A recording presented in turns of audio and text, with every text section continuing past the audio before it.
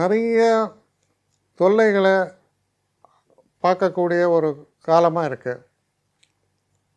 வீட்டில் சில பேருக்கு கணவன் மனைவிக்குள்ளே வரக்கூடிய பிரச்சனைகள், தொல்லைகள்.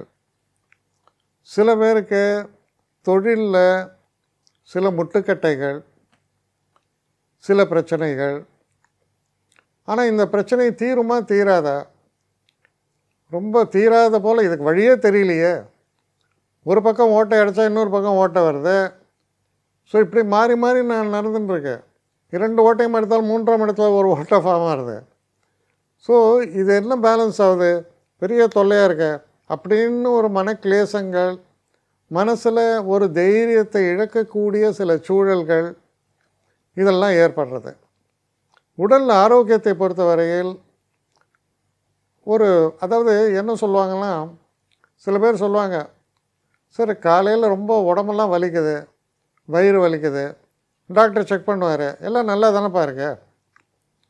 இல்லை சார், டல்லாக இருக்குது சார், எனக்கு சரியாக இல்லை அப்படின்னு நீங்கள் சொன்னால், இல்லை ஒன்றும் இல்லை, சரி இந்த மாத்திரையை சாப்பிடுங்க அப்படின்னு உங்கள் திருப்தி கொடுக்குற மாதிரி ஒன்று கொடுப்பார்.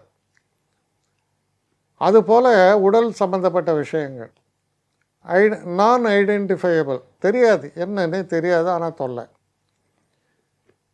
இதெல்லாம் இருக்கக்கூடிய இதே நேரத்தில் நமக்கு ஏதாவது இந்த பிபி, நர்வ்ஸ் சம்மந்தப்பட்ட ட்ரபிள்லாம் இருந்தால் அது பீக்கில் போகும். ஏன்னா 8ஆம் வீட்டில் சூரியன் உச்சன். ஸோ தலை சம்மந்தப்பட்ட தொல்லைகள் இது வேறு ஒரு பக்கம். அப்போ உடல் ஆரோக்கியத்தில் பிரச்சனை, வீட்டில் பிரச்சனை, கணவன் மனைவிக்குள்ளே சில நேரங்களில் பிரச்சனை, இப்படி பல டைரக்ஷன்ஸில் தொல்லைகளை பற்றி ஆரம்பத்தில் சொல்லிட்டு தான் இருக்குது. தெய்வத்தின் கடாட்சம், 9ஆம் இடத்தில் இருக்கக்கூடிய சுக்கிரன், தெய்வ கடாட்சம், அது உங்கள் பக்கம் இருக்குது. அப்போ மற்ற விஷயங்கள்லாம் எதாவது நடந்தால் கூட ஏதோ ஒரு சக்தி உங்களை காப்பாற்றி கொண்டே வரும்.